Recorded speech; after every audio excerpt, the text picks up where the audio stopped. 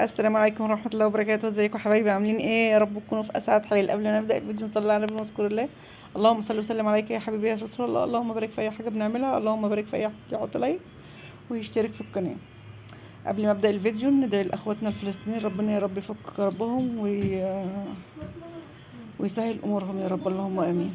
النهارده بقى هنعمل ايه مع بعض؟ ايه محتاسين على نعمل اكل ايه النهارده فقلنا نعمل ايه؟ نعمل فطير.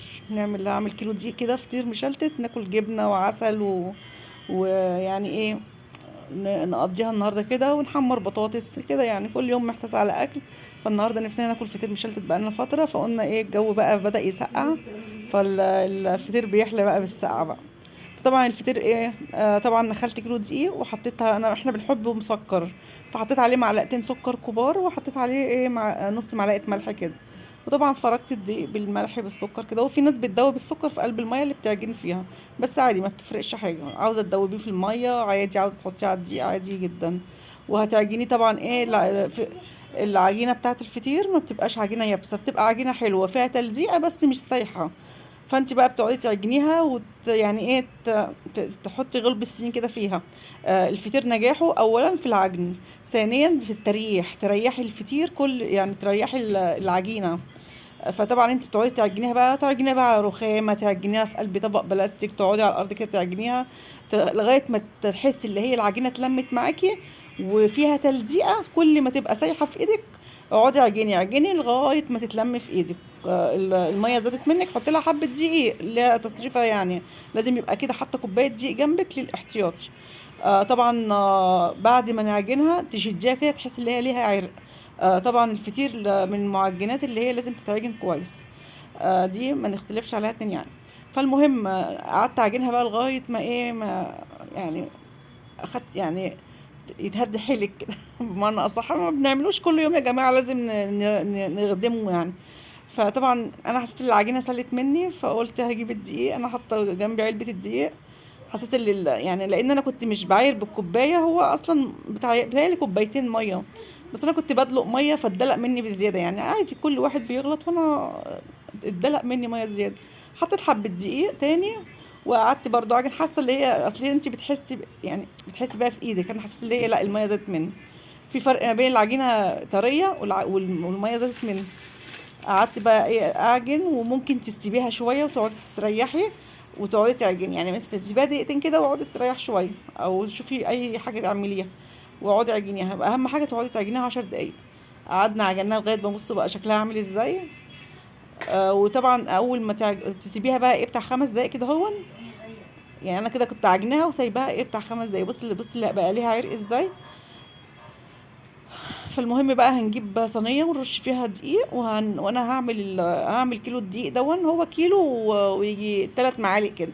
هعمله 3 فطيرات كبار و5 فطيرات صغيرين، وهسويه على البوتاجاز. يعني انا دلوقتي اكتريه الاوقات بسوي بصراحه لما اكون كيلو دقيق واحد بسويه على البوتاجاز، ما بسويهوش في الفرن. لكن لما اكون بقى عامله 3 4 كيلو دقيق بولع الفرن عشان ما بقاش ايه الوقفه يعني. فانا هعملهم 5 فطيرات صغننه اهم. عملتهم كده ودهنت على وشهم زيت وسبتهم بقى يستريحوا نص ساعه. بعد ما قرصتهم كده قرصات كده ايه، دول 3 كبار و5 صغنطاطين، وسبتهم بقى بتاع نص ساعة. طبعا ايه، غسلت الطبق اللي انا عجنت فيه وقمت اتوديت وصليت وروقت حبة كانوا مواعين في الحوض كده هون، وسبتهم ايه عشان يعني ايه ما بقاش قاعده لهم بقى مخصوص كده، ما هتزهقش. فطبعا ايه، انا طبعا كنت ناسي اللي انا بصور، فانا فردت الفطيره يعني دي على الرخامه. عندك طبليه افردي عليها. انا هعمله بالطريقه العاديه بتاعتنا بتاعت زمان اللي امي كانت بتعمله بيها وستي يعني ايه، دي الطريقه بتاعت زمان خالص، اللي هنفرد الفطيره نخليها عامله زي الرقاقه السجاره كده. بصي انا فردها على الرخامه بتاعتي كلها. دي الفطيره الكبيره. طبعا لو في مساحه كانت اتفردت اكتر من كده، بس انا للاسف الايه وكسلت اطلع الطبليه من تحت السرير. انا عندي طبليه يعني، البيت اللي ما فيهوش طبليه ما يبقاش بيت مصري اصيل يعني. بس انا بكسل اطلعها بصراحه، انا ما بطلعهاش الا في رمضان وبس. بصي فردتها عامله ازاي. وتقعدي بقى تدهني السمنه، تكسيها كلها سمنه. طبعا السمنه دلوقتي كانت ناشفه، بس انا سيحتها في الميكرويف، ناديت بنتي حطها لي في الميكرويف. طبعا انا بصور بايد وبعمل بيت، عشان كده انا مش عارفه اعمل الحاجه عدل يعني، لانهم اكتريتهم كانوا ايه جوه بيتفرجوا على التلفزيون فالمهم ايه، تقعدي بقى ايه يعني دهنتها كلها سمنه، تقعدي بقى ايه، انا طبعا مش مالكه انتوا فاهميني. طبعا الفطيره بتتكعبل مني، بس انا هفردها برضو، هعملها انا عشان بس اوضح لكم انا بعمل ايه. لاني مدهونه سمنه مش هتلزق. بصوا، بصوا ما لزقتش ازاي، بصوا هي رقيقه ازاي. هتقعدوا تجيبوا الجنب ده على الجنب ده على الجنب ده، تعملوها 4 ارباع، وبعد كده تعملوا عليها تاني جنب جنب جنب، وتلفوها كده ايه، كل ما تلفوا حته تدهنوا سمنه، سمنه عشان يبقى مورق ويبقى جميل. وبرضه حبه زيت يعني، هو من يعني بدهن سمنه على زيت. الزيت برضه بيديله برضه طعامه، بيديله الزيت نوع نضيف يعني، يكون زيت فاتح عندك كده. فده انا اول جنب، تاني جنب هجيبه برضو عليها كده اهو. اه بص دهنت حبه الزيت اتدلق مني مش مشكله. بصوا، وكل مره تفردي او الاحرف. هي الفطيره دي بس اللي اتقطعت مني، لان انا كنت بعمل معاكم وبصور بايد يعني، بعمل بايد وبصور بايد، بس بعد كده مش هيتقطع مني ولا حاجه. بصوا بصوا رقيق ازاي. ايوه بقول لكم اعملوا دي كده اهو. هعملها معاكم برضو. لما تكوني انت بتعملي بقى مع نفسك كده وما بتصوريش، هتطلعي نتيجة احسن من كده. بس والله ده طالع تحفة، وطالع طري، وطالع تحفة ومورق وجميل. وطبعا ده معمول بالزبدة البلدي، يعني انا عاملاه بزبدة بلدي فلاحي، بالزبدة جاموسي بلدي مو زيت. بس الخمسة الصغيرين التانيين هعملهم بسمنة فيرنا، لان انا بنتي ما بتحبش السمنة البلدي. فانا عامله لها الخمس فطيرات هي يعني الاولاد اللي هم بيحبوا ياكلوه بسكر، والكبير دون لينا احنا بقى، انا وبنتي التانية وايه وباباهم. دي اول واحده عملتها، نقعد نكلفت فيها كده لغايه ما تبقى كوره، ونسيبها بقى تستريح نص ساعه. ما هو بقول لكم نجاح الفطير من تريحه، ريحي الفطير نص ساعة. هي عشان تعرفي تبططيه يتبطط منك على طول، ما تبقاش لان العجينة ليها عرق، لازم يستريح. دول بقى الباقي هعمل بقى مع نفس التلاتة الاتنين الكبار التانيين. وبعد كده بقى هوريكم دلوقتي طريقة عمل واحدة برضو صغيرة. بس هنادي بنتي بقى من جوه، كانت نيمت بنتها الصغنطوطة، قلت لها بقى تعالي صوريني عشان اوريهم انا بعملها ازاي من اولها لاخرها. الصغيرة زي الكبيرة، دي الطريقة بتاعتنا، الطريقة الروتينية اللي هي بتاعت ايام زمان يعني، الفتاة اللي بنفردها على الاخر ونلمها. في بقى طرق كتير عملت بيهم كذا مرة في فيديو، طريقة الرول، وطريقة الاظرف جوه بعضها.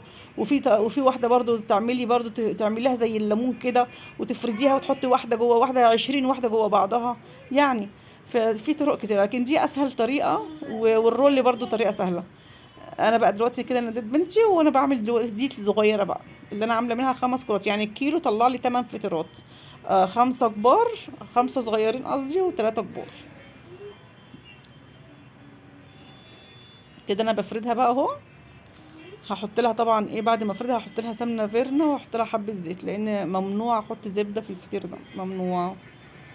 كل واحد حر بقى في اكله. وهي سمنه فيرنا والله كان طعمه جميل برضه وحلو. بتبططيها تخليها زي الرقاقيه خالص. فيرن اسمها بيرن ولا فيرن؟ اسمها زي ما اسمها بقى، هي الزبده الزبده هي مكتوب عليها غير مهدرجه. وبصي بتقعدي تفرديها ازاي كده. انا طبعا كمني بعمل وانا مستعجله لانهم كانوا جعانين. انت لو بتعملي بقى بدقه كده مش هيتقطع منك خالص، بس انا كنت بعمل ايه يعني، ايديا كانت بتغرس فيه، كنت بعمل بسرعه. كل حاجه بتعمليها يعني اعمليها بالراحه كده. هي دي السمنه اللي انا بقول لكم عليها، سيحتها برضو في الميكرويف ودهنت.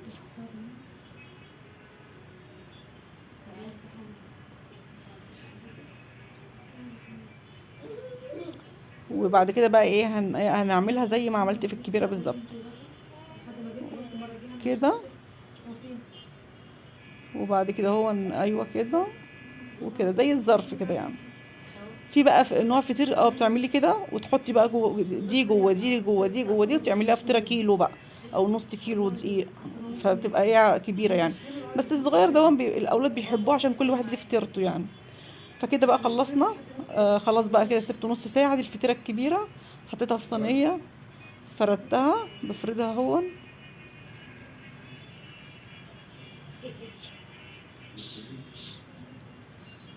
بصوا عشان استريحت بتتفرد على طول ازاي، بتبقى جميلة. قبل سايبينها نص ساعة.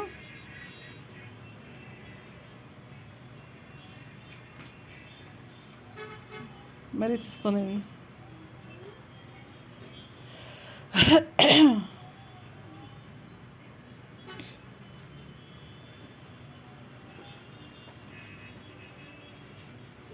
طول ما الفطيرة مستريحة هتتفرد منك على طول. لو الفطيرة مش مستريحة هتلاقيها بتنط بتنكمش تاني. طبعا دي النار اللي هحط عليها الصينية وهغطيها بغطا، او لو مش عاوزة تغطيها ما تغطيهاش، وهتشوفوا دلوقتي هتتنفخ معايا. والفطير بقى الصغير التاني بسويه برضو في طاسة كده صغيرة لوحده، لوحده دي لوحده وده لوحده عشان انجز يعني. دي الفطيرة الصغيرة ما شاء الله بتقب وقبقبت كده ومورقة وتحفة. والله العظيم العيال عجبهم جدا يعني. قعدنا يعني اتغدينا وتعشينا وفطرنا ثاني يوم كمان. وجبنا بعتنا جبنا عسل اسود، وكان عندي طحينة. فقعدنا بقى، وكان عندي جبنة قريش بس ما كانش عندي جبنة قديمة بصراحة. بصوا شكله تحفة ازاي. دي الفطيرة الزغنططة. لو هتشتروهم دول من بره والله العظيم يعني، هي كل الدول ده كنت انا جايباه من كارفور ب20 جنيه. دي بقى لسه بصي، لسه برضو ايه ما خدتش وقت، فعليت النار سنة بقى يعني سيكة بس كده. هي الفطيرة الصغير بيستوي اوام بصراحة، والكبير برضو يعني ما خدش وقت والله. بص سمكها عامل ازاي، ملحمة من جوه ومقرمشة من بره. معلقة الزيت اللي بنحطها بتديها قرمشة من بره، مع الزبدة طعمها تحفة بصراحة تحفة. بس بيتخن بقى يعني، هو احنا بنعمله كل فترة يعني، هو في الشتاء بعمله بصراحة يعني، ممكن اعمله مرتين ثلاثة في الشتاء لما بكون محتاسين على فطار او على عشاء. فدي لون الصغيرة خلاص كده خلصت، هجيب واحدة تانية. طبعا عشان خاطر ابططها ببقى مبططها على كيس تلاجة. بصي اتنفخت ازاي الكبيرة. بصوا الهواء اللي جواها معنى كده اللي هو ناجح. كل ما الفطير ما يتنفخ منك يبقى معنى كده اللي هو ناجح. دي بقى هقلبها. هجيب بقى مقصوصة كده عشان خاطر اقلبها يعني، عشان ما مش لازم اقلبها في صينية تانية. بصوا انا هقلبها ازاي، انتوا هتشوفوني وانا بقلبها. بصوا هقلبها من الناحية التانية. انا كل الصينية كانت معوجة فحتة طلعت مني بيضة، بس هتتحمر لاني هقلبها على الناحية التانية. بصوا ايه رأيكم في الجمال ده؟ تحفة. والله سوى الصينية من فوق احلى من فرن البوتاجاز. فرن البوتاجاز بيتأخر شوية، وبرضه بتحس اللي هو نشف، لكن لما بيقعد شوية وتغطيه بكيس بلاستيك بيطرى عادي. بس على البوتاجاز بقى من فوق بيطلع بيبقى مقرمش وطري يعني. يعني انا التجربه دي تجربه بصراحه، جربيها كده. ودي شكل الفطيره الكبيره هي بعد ما قلبتها وخدت الحمار على الجنبين يعني، انا قلبتها برضو على الجنب ده وعلى الجنب ده. بصوا من تحت حمرا ازاي وجميله. وسمكها يعني ملحمه يعني مليانه، مش الرفيعه الناشفه، لا حلوه سمكها جميل كده. وكده خلصنا بقى الفطير. بص كمية الدقيق، الكيلو دقيق طلع لي كام فطيرة، طلع لي 3 كبار و5 صغيرين. وشكله تحفة وريحته تحفة وطعمه تحفة تحفة ولونه بيبرق كده لا بصراحة فخر من الآخر. هوريكم بقى توتة بقى بنتي واقفة بقى عاوزة فطير بسكر، عاوزة فطير بسكر. فأنا هفتح لكم واحدة وهعمل لها يعني بحط لها جواها سكر كده اهو.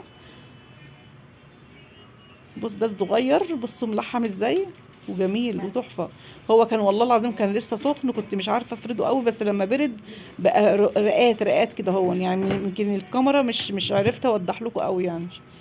بصوا والله مورق وجميل وملحم وطري من جوه ومقرمش من بره وطري تحس كده اللي هو كده حاجه طعمه كده. ومعلقه السكر اللي انت بتحطيها بتديله طعامه، ممكن تاكليه حتى من غير عسل من غير جبنه، بجبنه اسطنبولي بجبنه قريش بجبنه قديمه بكل حاجه. وبالعسل بالطحينه طعمه جميل. انا كان نفسي اكل قوي عسل بطحينه، كان عندي طحينه بس ما عنديش عسل، فنزلنا جبنا برطمان عسل البويتي دون طعمه تحفه برضه. دي الكبيره بقى. بص الكبيره مورقه ازاي. انا عاوزه اوريكم الكبيره وانا بقطعها كده، كنت عاوزه كده ايه يعني كده، بس بنتي ما ادتنيش فرصه. بصوا رقات كده هو، وده معمول على البوتاجاز من فوق يعني. دون اللي ما عندوش فرن ما يعتلش هم، اعملي على البوتاجاز من فوق. ودي طريقه الفطير المشلتت يا حبايبي. وده سكر بودره ودي جبنه قريش، وبعتنا نجيب عسل بقى اسود. ولو عجبكم الفيديو حطوا لايك واشتركوا في القناه عشان يوصل لكم مني كل جديد. والسلام عليكم ورحمه الله وبركاته. باي باي.